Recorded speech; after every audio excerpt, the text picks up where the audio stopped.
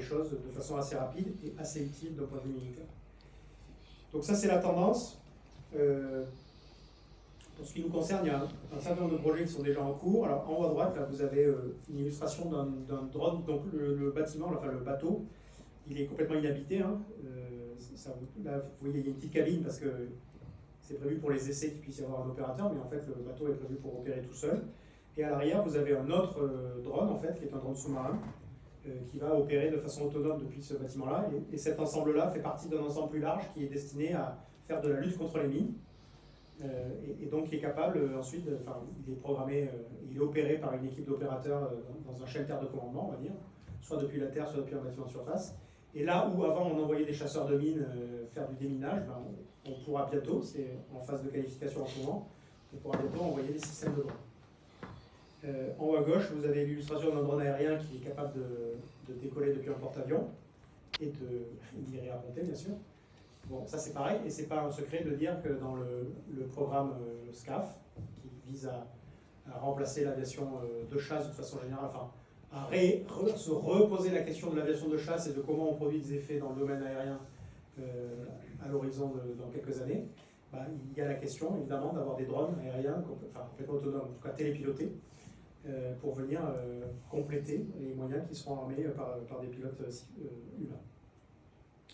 L'autre tendance qui apparaît pas là, je l'ai déjà évoqué, c'est l'évolution des performances des missiles. Donc il y a un certain nombre de publications sur la question, il y a des recherches, on fait des, enfin, pas nous, mais pas moi la marine, mais la DGA pilote des recherches aussi d'un point de vue national sur ce qu'on appelle les missiles hypersoniques. Donc l'ère du missile a commencé avec des missiles subsoniques, donc qui a moins que Mach 1. On a des missiles supersoniques aujourd'hui qui font du Mach 3, Mach 2, Mach 3. Et la question c'est, est-ce qu'on arrive à faire des missiles qui vont encore plus vite que ça? Donc hypersonique, ça veut dire 8 ou Mach 8, Mach 10. Et évidemment, plus le missile accélère, plus il est difficile à intercepter. Vous avez de moins en moins de temps pour réagir. Il faut le voir plus loin, du coup. Et il faut aussi un système capable de l'intercepter. Enfin, tout est plus compliqué, etc. Enfin, c'est la lutte éternelle, hein, la cuirasse, le glaive, etc. Il y a ça. Alors, il y a d'autres sujets. Il y a un sujet plus général. Alors, il y a la data. Donc la gestion de la donnée, j'en ai parlé vite fait tout à l'heure. Globalement, nos équipes de conduite dans nos unités qui sont déployées sur le terrain, elles ont de plus en plus de données à traiter pour comprendre ce qui se passe autour d'elles, parce qu'il y a de plus en plus de capteurs. C'est comme ça, on voit de plus en plus loin, etc. Donc, finalement, à bord d'un bateau qui a la même taille, avec un équipage qui d'ailleurs globalement est un peu plus petit qu'avant, parce qu'on a réduit les équipages, mais globalement, la quantité d'informations qu'il faut traiter dans cet équipage-là a décuplé. Et donc, il y a un vrai sujet de comment est-ce qu'on outille ces équipages pour leur permettre de faire leur travail, d'analyser toutes ces données, de ne pas passer à côté d'un détail qui est important, etc., dans de bonnes conditions. Donc, il y a un vrai sujet d'appropriation du problème de la data, enfin, de la question et de l'opportunité que nous offrent les problèmes de data et de données. Donc ça, on a des travaux en cours très actifs sur la question. Et puis, le dernier sujet que je peux évoquer en termes de tendance, alors qui peut éventuellement paraître être de la science-fiction, mais pas complètement, c'est le domaine du quantique. Du calcul quantique en particulier. Et je crois qu'il y a eu un article récemment, là, Google a publié des résultats sur un ordinateur quantique qui est donc prétendument réalise en quelques secondes ce qu'un supercalculateur normal aurait mis des années à faire en termes de calcul. Et alors là, pour le coup, ce qui est intéressant, c'est que c'est pas du tout spécifique aux militaires, mais l'avènement du calcul quantique pose un certain nombre de sujets qui nous touchent tous, alors qui touchent les militaires évidemment, mais qui nous touchent tous en fait tous les jours, et qui pose la question de la sécurité des mécanismes de cryptographie, le chiffrement. Tous les jours, là, quand vous allez sur votre site bancaire, vous faites confiance à la cryptographie que vous ne manipulez pas du tout, hein, qui est faite pour être complètement transparente pour vous, mais cette cryptographie, elle vous garantit, si vous-même faites attention, si vous appliquez les conseils classiques du genre vérifiez que vous avez vu un cadenas en haut à gauche, enfin ce genre de truc élémentaire. Si tout ça est bien propre, vous avez la garantie que le site web auquel vous êtes en train de me parler, c'est bien celui de votre banque et qu'il n'y a pas quelqu'un au milieu qui est en train d'intercepter votre communication avec l'idée de récupérer vos mots de passe et ensuite de pouvoir se faire des virements à lui-même. Enfin voilà, vous avez un certain nombre de garanties tous les jours auxquelles vous ne pensez même pas, mais qui reposent sur le fait que la cryptographie elle est robuste. Et en fait, si vous, tout d'un coup, vous mettez dans l'écosystème un supercalculateur qui, en quelques secondes, réalise ce que des calculateurs classiques font en des dizaines d'années, vous avez un problème de confiance immédiat qui s'installe dans à peu près tout ce que vous faites dans la vie de tous les jours. Voilà. Et le calcul quantique, c'est ça le risque. Alors le risque et l'opportunité, parce que c'est super de pouvoir calculer plus vite. Mais le corollaire, c'est que les mécanismes de cryptographie qu'on a aujourd'hui, ils ne sont pas faits pour ça. Ils n'ont pas du tout été conçus pour être résistants à du calculateur quantique. Et donc ça, c'est un vrai sujet. Et évidemment, ça concerne les militaires, parce que nous, par définition, on chiffre nos données pour se parler les uns aux autres, parce que si on commence à parler en clair, on donne de l'information à l'adversaire. Et si on donne de l'information à l'adversaire, à la fin, c'est nous qui mourrons, c'est pas lui, et on préfère éviter ça. Donc la cryptographie, et en particulier donc, le calcul quantique, c'est une autre tendance. Et là, on est en train de sortir de la science-fiction. Parce que là, pour le coup, vous avez des exemples très concrets de réalisation qui vont peut-être avoir des conséquences demain, même sur votre vie de tous les jours. Et c'est pas moi qui le dis, il y a des gens beaucoup plus malins que moi qui le disent, mais vous avez des concours qui sont organisés, typiquement par les États-Unis, par le NIST aux États-Unis, qui est déjà à l'origine d'un concours dans les années 90 qui a donné lieu globalement au mécanisme de cryptographie que vous utilisez aujourd'hui la plupart du temps quand vous parlez à votre site bancaire sans le savoir. Et bien, il y a un nouveau concours de cryptographie qui est destiné à voir émerger des mécanismes de cryptographie qui seront résistants au calcul quantique. Et c'est un challenge tout à fait intéressant parce que parmi les candidats qui ont été présentés dans ce concours, il y a au moins un candidat qui était résistant au calcul quantique, mais qui en fait était complètement pas résistant au calcul classique. Donc c'est ballot, voilà, c'est pas évident, mais là on a une tendance de fond qui va... moi je pense que dans quelques années on va en entendre parler, et pas que pour les problèmes militaires. Est-ce qu'on est bien sur le timing? Il faudrait conclure dans pas longtemps, c'est ça? Exactement, merci Commandant. La dernière tendance, ça tombe bien parce que je suis pas loin de la fin, c'est cette illustration-là. Ça s'appelle l'effet falaise, c'est comme ça qu'on l'appelle nous. Et l'effet falaise, c'est quoi? L'effet falaise, c'est l'idée de dire que, avec tout ce que je vous ai expliqué sur la complexité qu'on essaie de prendre en compte, globalement, on s'équipe avec des systèmes de plus en plus complexes. Donc globalement, des systèmes informatiques, des ordinateurs, des logiciels, enfin plein de choses. Je suppose que vous avez tous un ordinateur à la maison, et malgré toutes les précautions que vous prenez, je suis certain qu'il vous a déjà claqué entre les doigts sans que vous compreniez pourquoi. Et bien nos systèmes, ils ont beau être super bien conçus, on a beau mettre beaucoup d'énergie pour garantir leur sûreté de fonctionnement, pour faire plein de choses, et bien de temps en temps, ils peuvent nous claquer entre les doigts, soit parce que c'est pas de bol, soit parce qu'on est dans le contexte du combat et qu'on a pris un impact de combat sur la plateforme, quelle qu'elle soit. Aéronef, bâtiment de surface, sous-marin, c'est pareil. Et là, tout d'un coup, vous partez d'une situation très confortable où vous comprenez tout. Vous avez des outils d'intelligence artificielle qui vous analysent la situation tactique, qui vous aident à filtrer toutes les infos que vous recevez, qui vous font des prédictions intelligentes sur l'endroit où vous allez pouvoir détecter l'adversaire, etc. Vous partez de cette situation-là et vous vous retrouvez avec rien. Rien ou pas grand-chose. En tout cas, vous perdez des pans entiers de votre capacité opérationnelle. Ça, c'est l'effet falaise. On n'est pas les seuls à être concernés. Hein. Tous les systèmes modernes se retrouvent face aux mêmes problématiques. Et en fait, vous pouvez dépenser autant d'énergie et d'argent que vous voulez pour essayer de résoudre ce problème. Il est consubstantiel à comment ces choses-là sont construites, en fait. Et donc ça, c'est la tendance aussi qu'on voit bien. Et donc, c'est une préoccupation que, évidemment, on prend en compte dans la façon avec laquelle on se prépare. Comment on se prépare? Comment on se prépare? Alors, Polaris, vous avez entendu parler de ça, je pense que c'était dans l'annonce de la conférence. Polaris, c'est plein de choses à la fois. Polaris, c'est né d'abord d'une intuition qui date de 2021. L'intuition, c'était, ok, il faut qu'on réexamine notre façon de nous entraîner en force navale constituée à la mer pour tenir compte de toute la complexité que j'ai essayé de décrire aujourd'hui, parce que ça impose, parce que ça nous oblige, parce que les échelons de commandement tactiques doivent se réinventer, doivent se réhabituer à ces difficultés, à manœuvrer vite, à se réorganiser, à être agile, etc. Il faut s'entraîner à manœuvrer quand on perd les systèmes. Polaris, c'est né comme ça. Polaris, aujourd'hui, c'est un des 3 piliers du plan stratégique du chef d'état-major de la marine. Et le pilier Polaris, c'est le pilier, je l'ai déjà dit, préparation opérationnelle, combativité, agilité. Voilà. Comment est-ce qu'on s'organise pour se mettre dans les meilleures situations possibles si le combat naval doit commencer demain? Ça, c'est Polaris. Et du coup, dans le cadre de ce plan stratégique, on continue à réaliser des exercices qu'on appelle aussi Polaris pour s'entraîner de façon ciblée sur l'hypothèse du combat naval de haute intensité.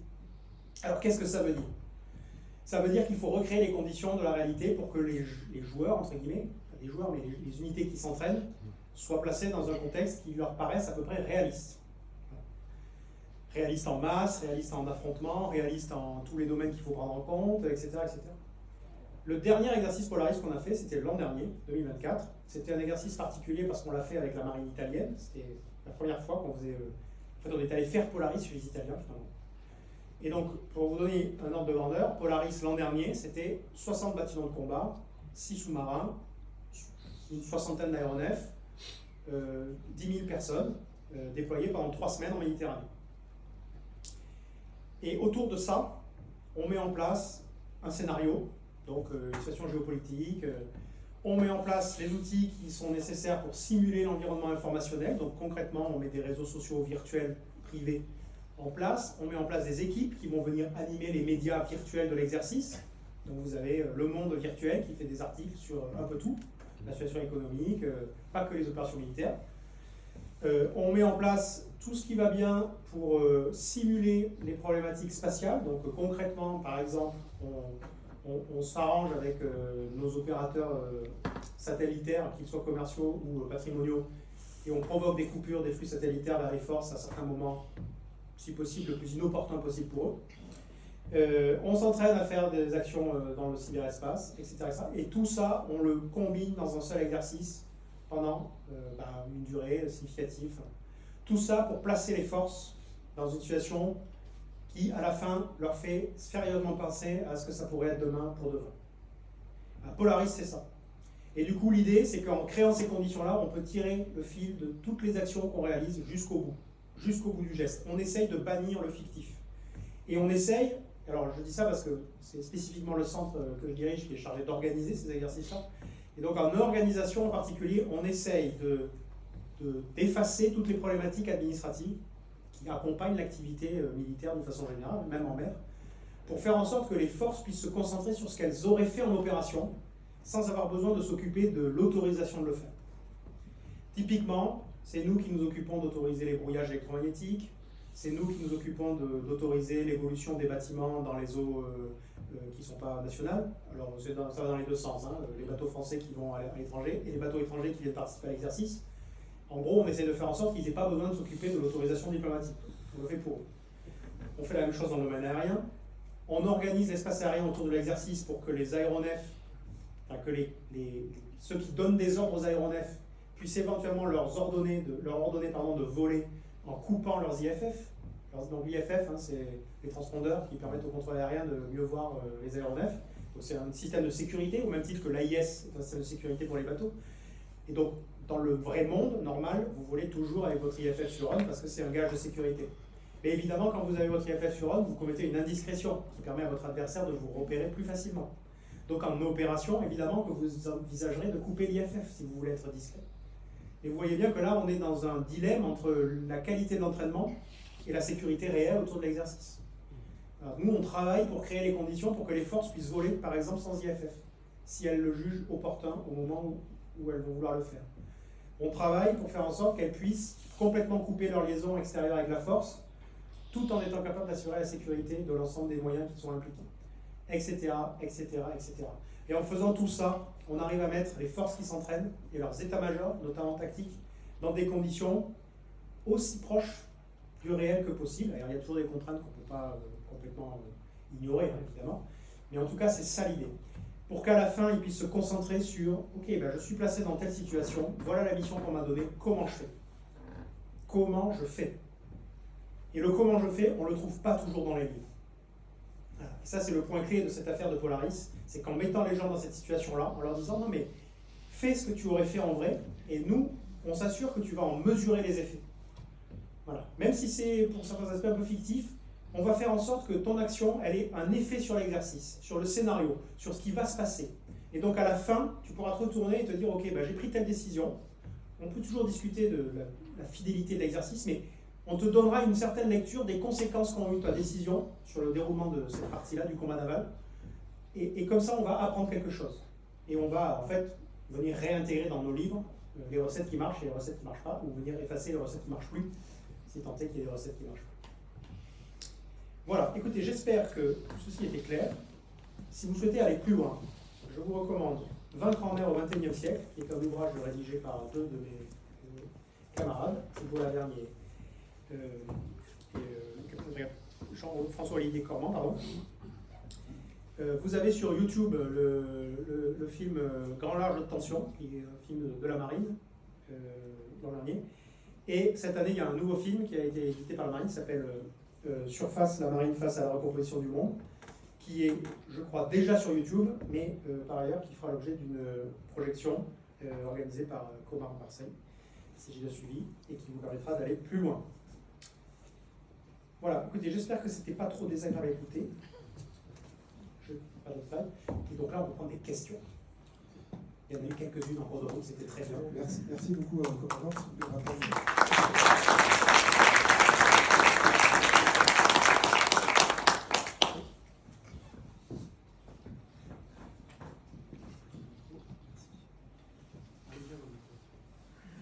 Bonsoir, commandant, merci pour votre exposé.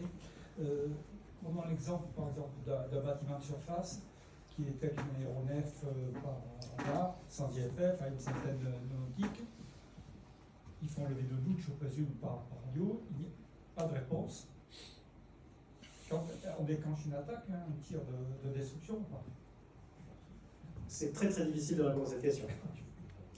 Ce que je peux vous dire, s'il y a bien un truc qui caractérise les forces armées, c'est que les forces armées, de façon générale, c'est pas spécifique à la marine, s'efforcent en permanence de se faire un avis fondé sur la situation qui les entoure. Et dans cet avis, évidemment, il y a un avis sur la probabilité pour que tel ou tel compétiteur décide de faire quelque chose d'irréversible. Et donc, par exemple, d'être menaçant, voire d'attaquer. Donc, la frégate que vous évoquez, quand elle est en mer, elle est en mer dans le cadre d'une mission, elle a un certain nombre de directives de ses chefs en tout genre, qui sont déclinées des directives qui viennent de l'état-major des armées à Paris, etc., etc. Et donc, le commandant, il a des règles de comportement assez claires, voilà, qui lui disent, OK, voilà jusqu'où on est prêt à aller. Il y a globalement quelque chose qu'on ne retire jamais aux commandants, enfin aux gens qui sont en situation de commandement, c'est la capacité de défendre leur propre unité s'ils s'estiment attaqués. Mais là, on est déjà, entre guillemets, trop tard. Si on en est là, c'est que le commandant, il a la conviction intime qu'il va prendre un missile. Bon, on pourra rediscuter, revoir les bandes et se poser la question de savoir s'il avait raison ou tort. Mais voilà, si à ce moment-là, le commandant, il se dit, non mais là, j'ai pas d'autre choix, c'est lui ou c'est mon équipage, bon ben, de toute façon-là, c'est pas shooter.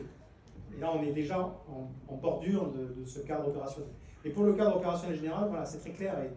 Et quand vous partez en mission, vous partez avec plusieurs dizaines de pages de directives en tout genre qui décrivent de façon assez précise ce que vous pouvez faire ou ce que vous ne pouvez pas faire dans plein de domaines. Et le comportement qu'on vous demande d'adopter vis-à-vis typiquement d'un aéronef, voilà, il y a plein de critères qui permettent de cocher des cases et de déterminer dans quelle situation on se trouve et est-ce qu'on y va, est-ce qu'on n'y va pas, et à quel moment on y va. Voilà.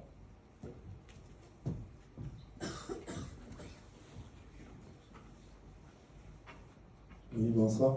Une première question très rapide. Quand vous dites que vous êtes au poste de commandement, j'ai plus le terme exact là, c'est quoi? C'est français? C'est méditerranéen? C'est quoi? Ah oui, pardon. Non, le centre de commande naval. Le centre de commande naval, c'est un centre qui est de la marine. National. C'est national. C'est même mondial, si vous permettez. Ah, oui. Parce qu'on a des bateaux partout, des sous-marins partout. Oui, mais c'est français. Mais c'est français. Vous ne commandez pas des Américains? Non. Ok. L'autre question, c'est... C'est une bonne idée, ça. Ouais. L'autre question un peu plus longue, j'aimerais votre avis, j'ai pas trop de compétences, sur, vous parlez de tous les réseaux sociaux, les milieux et tout ça, et moi dans ce que j'entends en tant que public non averti, vous envisagez que la victoire. Est-ce qu'on envisage la défaite? C'est-à-dire, est-ce qu'on est capable de... Parce que là, par exemple, je sais pas, le conflit russo-ukrainien, moi, lambda français, je sais même pas qui gagne, quoi. Alors, moi, je m'occupe de considérations tactiques. Okay, donc, je ne vous répondrai pas sur des considérations stratégiques ou politiques. Ce n'est pas mon problème. Mon problème, c'est de préparer les forces d'un point de vue tactique. La tactique, ça inclut l'éventualité de prendre des coups. Donc, évidemment, mais ça, c'est pas nouveau. Hein, pour le coup, ça, c'est pas révolutionnaire. Hein, ça fait longtemps. Enfin, là, j'ai évoqué tout à l'heure le Sheffield et les Malouines. Les Malouines ont eu un caractère disruptif dans un certain nombre de sujets doctrinaux, donc de comment on fait les choses, d'un point de vue tactique.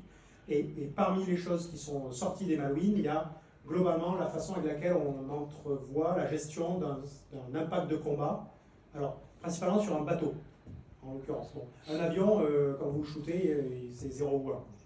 Vous le tapez, il tombe, et c'est fini, tout le monde est mort. Enfin, il y a très très peu d'entre-deux, quoi, dans l'aéronautique en général. Hein, Les sous-marins, c'est un peu pareil, parce que globalement, le sous-marin, l'arme contre le sous-marin, c'est la torpille. Bon, le sous-marin qui se fait frapper par une torpille, c'est fini, quoi. Là où il y a de l'entre-deux, c'est les bâtiments de combat de surface. Là, pour le coup, d'abord, typiquement sur les maintenant 40 dernières années, je commence à devenir vieux, mais sur toutes les opérations asymétriques qu'on a conduites, on a quand même des bateaux qui ont pris des coups, qui se sont fait tirer dessus, mais avec de l'armement relativement léger. Éventuellement du lance-roquette, mais c'est rarement plus. Et donc, il y avait déjà une pertinence depuis longtemps à s'entraîner. Oh, ok, mais si je prends un coup, qu'est-ce qui se passe? Et donc ça, les bâtiments de combat, ils ont toute une organisation à bord pour gérer les sinistres, reconfigurer le bateau quand c'est possible, gérer les gens, les blessés, etc. Il y a toute une organisation du soutien santé qui est en place aussi pour soutenir le combat naval avec des médecins, des soignants, etc. etc. Enfin, il y a tout ça. Donc, sur ce point de vue-là, d'un point de vue tactique, évidemment qu'on s'entraîne à prendre des coups. Parce que ne pas s'entraîner à prendre des coups, ce serait complètement irresponsable, évidemment. Si vous ne vous entraînez pas à prendre un coup, le jour où vous prenez un coup, vous êtes complètement comme une poule devant un couteau, quoi. Et ça, c'est pas bon. Et d'une façon générale, je reviens à ce que je disais tout à l'heure, s'il y a bien un truc que les militaires aiment faire, c'est planifier. Voilà, faire des plans. Réfléchir, qu'est-ce qui va se passer, comment je m'organise si jamais ça arrive, qu'est-ce que je veux éviter, qu'est-ce que je veux obtenir, etc. Et c'est vrai à tous les niveaux. Et donc au niveau très tactique, très concret, à bord des bateaux, à bord d'un bâtiment de combat de la marine qui est déployé, c'est rare qu'il se passe plus de 2 jours sans un exercice incendie, hein, même élémentaire. Ça, pour le coup, je pense que ça tranche un peu avec ceux d'entre vous peut-être qui sont dans la marine marchande. Et si j'ai bien compris ce qu'on m'a expliqué, parce que je ne suis pas un expert du truc, mais pour le coup, sur un bâtiment de combat de la marine, vous déroulez exercice sur exercice, notamment dans le domaine de la sécurité classique ou de la sécurité au combat. Enfin, ça n'arrête pas, quoi. Ça donne l'impression que le bateau ne fait rien, mais en réalité, l'équipage à bord, il n'arrête pas de travailler et de s'entraîner à tout plein de choses et tout plein d'événements non conformes en particulier. Voilà.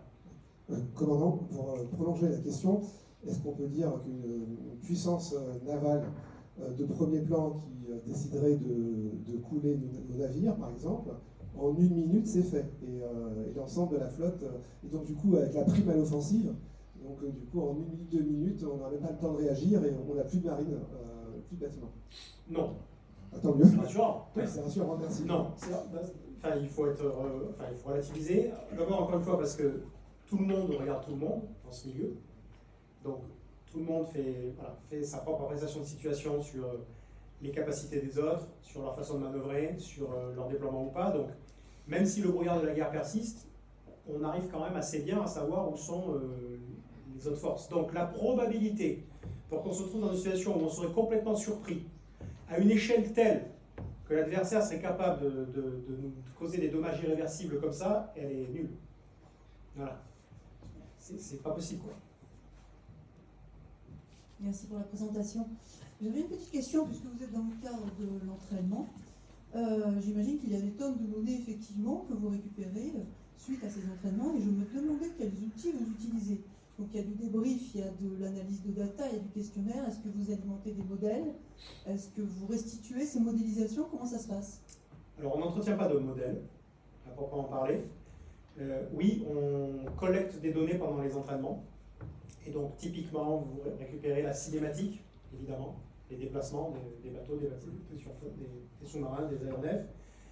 Vous récupérez les éléments, on va dire, physiques, donc le régime d'émission électromagnétique, la détection de tel ou tel objet, etc. etc.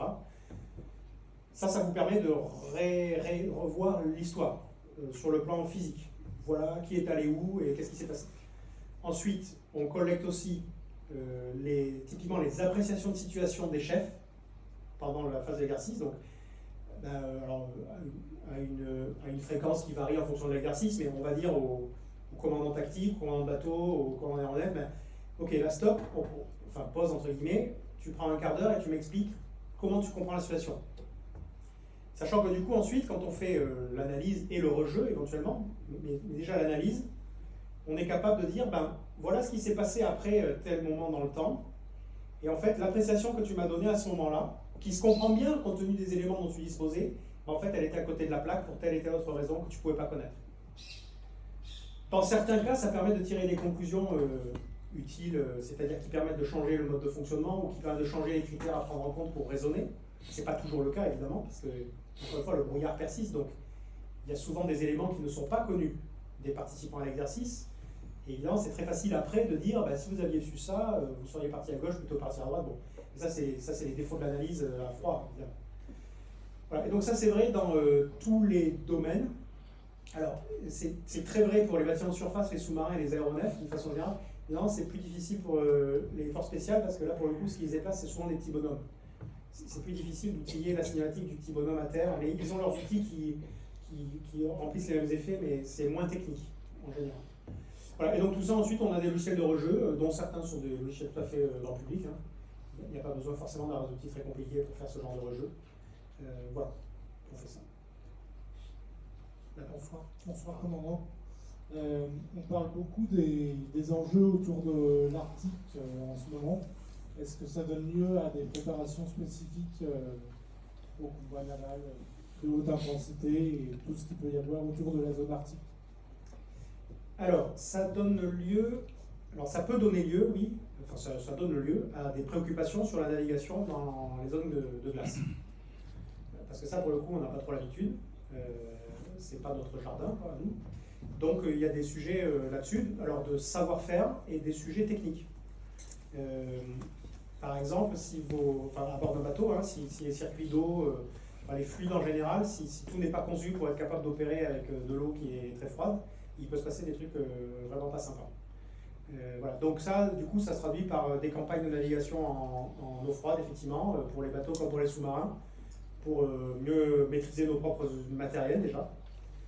Et puis ça se traduit par de la formation, alors qui n'est pas faite à très grande échelle, mais de la formation des chefs de quart, pour qu'ils sachent, pour qu'on en ait suffisamment, on va dire, pour être capable de naviguer dans les glaces. Voilà. Oui. Général Pichotte, Jean Fleury, en deuxième section. Vous nous avez parfaitement décrit la complexité de l'environnement marin, la complexité du combat à haute intensité et la sophistication d'une marine de haute mer pour évoluer dans ce contexte-là. Ça coûte très cher. On connaît l'état de nos stocks de munitions qui sont extrêmement réduits. Et quand je vois que des bateaux de style des frégates anti-aériennes, sous-marines, se font attaquer par des drones qui sont très peu chers, et qu'on riposte avec des missiles Aster, des missiles solaires qui coûtent des millions d'euros, je me dis, compte tenu des finances publiques, qu'on ne peut pas durer très longtemps dans ce style de combat. Et je me pose la question, est-ce qu'il ne faudrait pas envisager en plus des moyens beaucoup moins chers pour faire face à ces menaces un peu moins technologiques? Oui. Merci. Pas de problème. Donc, effectivement, la situation en mer Rouge a donné lieu à un certain nombre d'engagements qui ont été rendus publics, enfin, de la com. Et effectivement, il y a eu des engagements à se faire sur des mobiles dont, a posteriori, on peut se dire, est-ce que ça valait vraiment un Aster? Bon. Alors évidemment, il ne s'agit pas de juger la décision du commandant d'unité sur le moment qui, encore une fois, le brouillard de la guerre, il ne sait pas tout. Donc au moment où il décide de tirer, c'est d'abord qu'il a reçu les directives qui vont bien, qui lui permettent de tirer, et puis que la situation lui dicte qu'il faut qu'il tire. Néanmoins, évidemment, on est tous conscients du paradoxe d'utiliser des armements si chers face à des menaces qui, dans le fond, coûtent si peu cher de leur côté. Et pour le coup, la force d'action navale, qui donc s'occupe de l'entraînement et de la préparation des bateaux, et l'aéronautique navale, la force de l'aéronautique navale, organise conjointement depuis le début de ces actions en mer Rouge des entraînements spécifiques dédiés à la lutte contre les drones, qui permettent de détecter, de faire monter sur les bateaux des matériels, alors expérimentaux c'est un peu beaucoup dire, mais des matériels on va dire, en cours de finition par les industriels, et de vérifier leur efficacité et éventuellement de les déployer à bord des bateaux immédiatement avec cette idée-là, avec cette idée d'avoir juste ce qu'il faut pour ne pas avoir besoin de déployer l'artillerie lourde au moindre truc qui passe à côté. Donc ça s'est traduit par des succès opérationnels que dans le détail je ne commenterai pas, mais on a eu là pour le coup des cycles d'innovation extrêmement courts avec de l'expérimentation au déploiement quelques semaines uniquement pour équiper les bateaux. Et voilà, et donc ce cycle-là, il est en cours, donc ça c'est un cycle qui maintenant est quasiment, on va dire, c'est la coutume, on en est presque là, ça va très vite, mais la coutume, elle est établie, elle a beau avoir que 2 ans, elle est établie, donc ces exercices-là, ils sont reconduits 2 fois par an. Et donc 2 fois par an, on invite les industriels à venir avec leurs idées sur la lutte anti-drone pour venir équiper les bateaux comme il faut. On a complété aussi l'équipement de certaines frégates avec ce qu'il fallait pour faciliter l'engagement de ce genre d'objet avec le canon et non plus avec les missiles. Parce qu'évidemment, c'est beaucoup plus intéressant de pouvoir graduer et éventuellement de pouvoir se dire qu'on va tirer une cible à faible valeur ajoutée avec un système d'artillerie qui est beaucoup moins cher. Et si vous avez regardé l'actualité, je crois qu'on vient de communiquer sur une action de feu en mer Rouge par une frame qui a abattu un drone avec son canon de 76 mm. Donc voilà, il y a tout un cheminement. Mais comme je l'ai dit tout à l'heure, la construction d'une marine de combat, c'est un processus qui est très très long. Et nos bateaux ont été conçus sur la base de postulats qui datent d'il y a très longtemps. Et encore une fois, le contexte a changé, donc il y a des choses qui se passent aujourd'hui qui n'ont pas été imaginées au début, donc il faut adapter nos façons de faire et nos équipements à ce qu'on rencontre sur le terrain. Et c'est très dynamique sur ce sujet-là, en ce moment en particulier. Merci, commandant. Je propose de prendre 2 dernières questions. Monsieur attend depuis un moment. 3 dernières questions. Oui, commandant, bonjour. Bravo pour votre exposé. Ma question, elle est la suivante. Donc, Polaris, en revenant sur Polaris. Donc, vous avez défini Polaris sur quoi? Sur du wargame, plusieurs wargames, pour définir un cadre d'intervention, un cadre de participation des navires, des sous-marins et des avions, si je comprends bien. Oui. D'accord. Donc, vous avez aussi parlé donc, que vous avez laissé une certaine liberté donc, à l'intérieur, à certains donc, participants, de procéder donc, à des actions, peut-être qui sortaient ce qu'on appelle du cadre de référence. On s'aperçoit que très très souvent, quand les gars sortent du cadre de référence, c'est là qu'ils créent la surprise et qu'ils prennent l'ascendant. Donc, est-ce que ça, vous avez eu dans le cadre de Polaris, des retours justement de gens qui sont sortis un petit peu du cadre de référence? Parce que donc, quand vous êtes dans le cadre, vous êtes dans le cadre. Finalement, vous avez des menottes aux mains. Donc, quel est l'avantage éventuellement de ceux qui sont sortis, enfin, que vous avez pu étudier, de ceux qui sont sortis du cadre de référence? Parce que les drones, c'est le cas. Les drones, c'est le cas dans une certaine mesure, oui. Alors, sur Polaris, c'est difficile de retranscrire en quelques phrases. Le premier bénéfice qu'on a tiré de Polaris, c'est d'abord l'idée de réintroduire dans l'état d'esprit de nos marins en général, l'idée qu'il faut réfléchir aussi en dehors de la boîte. Et donc, encore une fois, personne n'a la prétention d'avoir écrit dans les livres toutes les formules magiques qui permettent de gagner la guerre. Sinon, on l'aurait fait depuis un certain temps, et c'est beaucoup plus confortable pour tout le monde, mais c'est pas le cas. Donc évidemment qu'il y a des savoir-faire, des méthodes, etc., qui sont éprouvées pour atteindre certains objectifs, mais par ailleurs, les circonstances sont toujours différentes. Et donc le point clé, c'est quand même que les équipages, sans cesse, se disent « Ok, comment je vais faire? En fait, c'est pas dans le manuel, et c'est pas grave, parce qu'il faut que j'y aille quand même, en fait. » Alors, ça, c'est le point clé. Ensuite, sur des points plus techniques, il y a eu plein de choses, mais d'abord, je ne connais pas toutes les choses qui sont sorties des exercices Polaris, parce que moi, à titre personnel, je n'en ai fait qu'un. En fait, les 2 précédents, je n'y étais pas, ni en organisateur, ni en participant, déjà. Mais ce qui est certain, c'est qu'à chaque fois, on est venu réintroduire dans les manuels des procédures, des tactiques, on est venu raffiner la façon de planifier au niveau tactique, etc., etc. Donc c'est un cercle vertueux, en fait, mais voilà, sur lequel je peux difficilement vous dire, il y a ce truc-là en particulier. Surtout que, encore une fois, par construction, dans un exercice Polaris, on essaye de faire intervenir toute la marine. Enfin, c'est-à-dire des bâtiments de surface, des aéronefs, des sous-marins, des forces spéciales, des commandos, des fusiliers, des plongeurs, des mineurs, enfin, les moyens divers et variés, les centres à terre, la logistique. Enfin, pareil, dans Polaris, vous voyez, on tire le fil en disant, OK, les industriels chargés du MCO, venez. Là, pendant 3 semaines, vous allez vous mettre en plateau auprès du service de soutien de la flotte. Et pendant 3 semaines, vous allez m'expliquer comment vous allez gérer les avaries de la force, comme si c'était vraiment la guerre.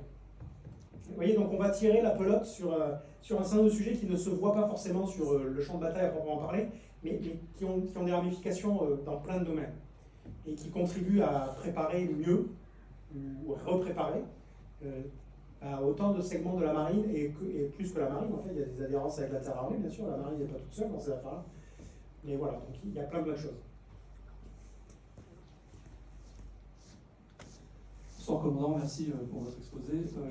Juste en reprenant les écrits des commandants, donc Cormont et Lavergne, ils ont parlé du 5e âge du combat naval, donc en reprenant de mémoire le canon, la voile, le canon, l'avion et le missile, le 5e âge de la robotique. Ma première question, est-ce que vous suivez dans ce sens-là? Et une autre question, c'est sur la manière éthique. Le jour où la machine prendra la décision d'elle-même de tuer l'humain sans que l'humain s'interfère, quel est selon vous l'avenir éthique sur cette manière de faire? Voilà, merci. Vous n'allez pas être content de la réponse.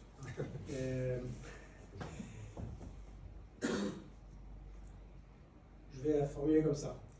J'ai suffisamment de problèmes très concrets à résoudre aujourd'hui et dans les 2 ans qui viennent pour pas avoir tellement à m'occuper de ce qui va se passer quand la machine sera devenue autonome et qu'on sera dans Terminator 2. Donc j'en sais rien, très honnêtement, et c'est pas ce dont je m'occupe aujourd'hui. Voilà. Ce qu'on peut dire néanmoins, vous savez qu'on a déjà des drones autonomes, létaux, qu'on met en œuvre depuis nos bâtiments de combat aujourd'hui. Ça s'appelle des missiles anti-navires. Ça s'appelle des missiles anti-navires. Quand vous balancez un missile anti-navire, vous lui dites tu vas par là, vous lui donnez un certain nombre d'informations sur ce que vous voulez taper, il active ses senseurs et puis il décide de taper en fait. Donc, on inscrit aujourd'hui dans la sémantique une différence fondamentale entre les armes et les drones et l'autonomie des drones, mais en fait, c'est pas nouveau, quoi. Donc évidemment, il y a des questions éthiques, mais au même titre qu'au moment où vous tirez votre missile anti-navire, il y a une question éthique. Est-ce que je tire mon missile anti-navire? Je suis à peu près certain que je vais tuer des mecs en face, est-ce que j'y vais ou pas? Est-ce que le jeu en vaut la chandelle? Je ne pense pas que la situation soit en train de se révolutionner sur le plan éthique. À titre purement personnel, j'ai un peu le sentiment que c'est une illusion qu'on crée entre ce qui relève de l'armement moderne et ce qu'on a qualifié de drone ou de munitions autonomes, mais franchement, la limite entre les deux... Donc évidemment, il y a une question d'éthique, ça c'est certain. Mais je ne crois pas que cette question d'éthique soit drivée par une rupture technologique à venir. La rupture technologique, elle est déjà là. Et la question, c'est comment on emploie les systèmes dont on dispose, qui sont plus ou moins autonomes, mais dont on a déjà beaucoup d'exemples qui sont autonomes. En fait.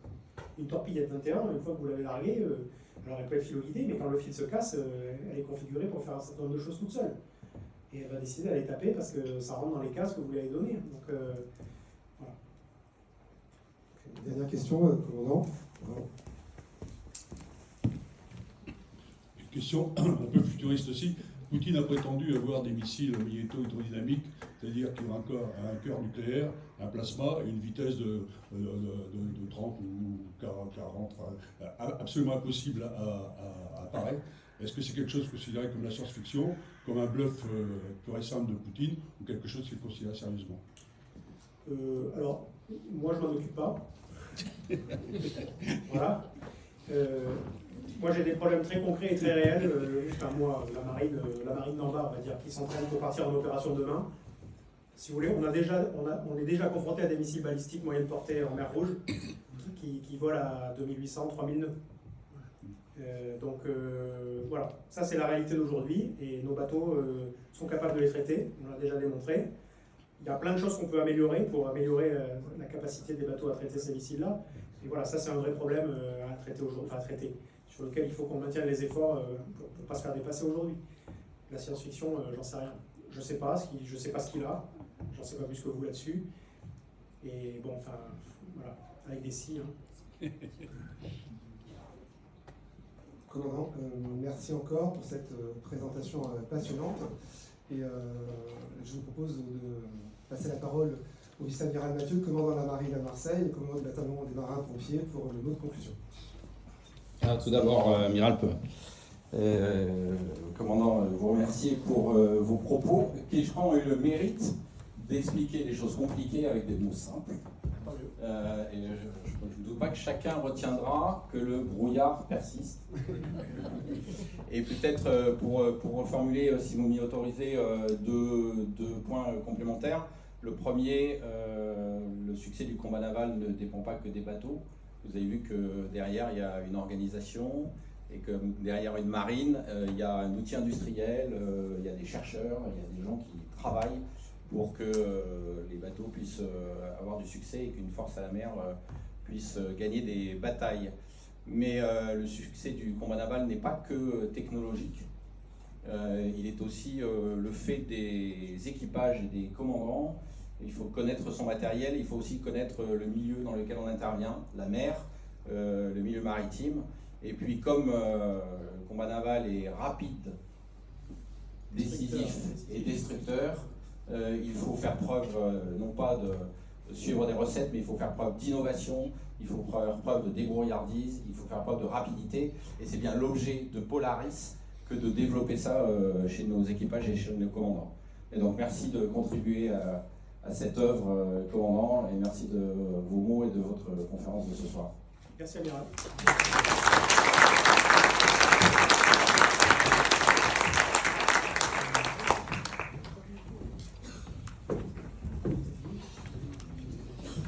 C'est fini.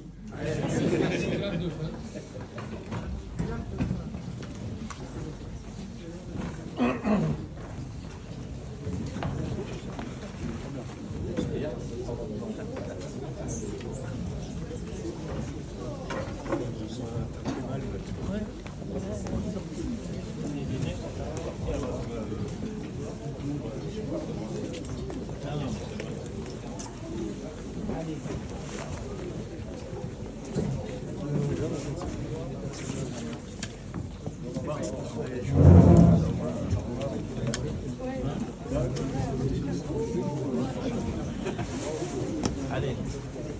Bon, on se voit demain. Ouais. À quelle heure? Comme dans les restaurants. Une fois que Dans le resto, tu fais ça? Oh, ça Au cinéma.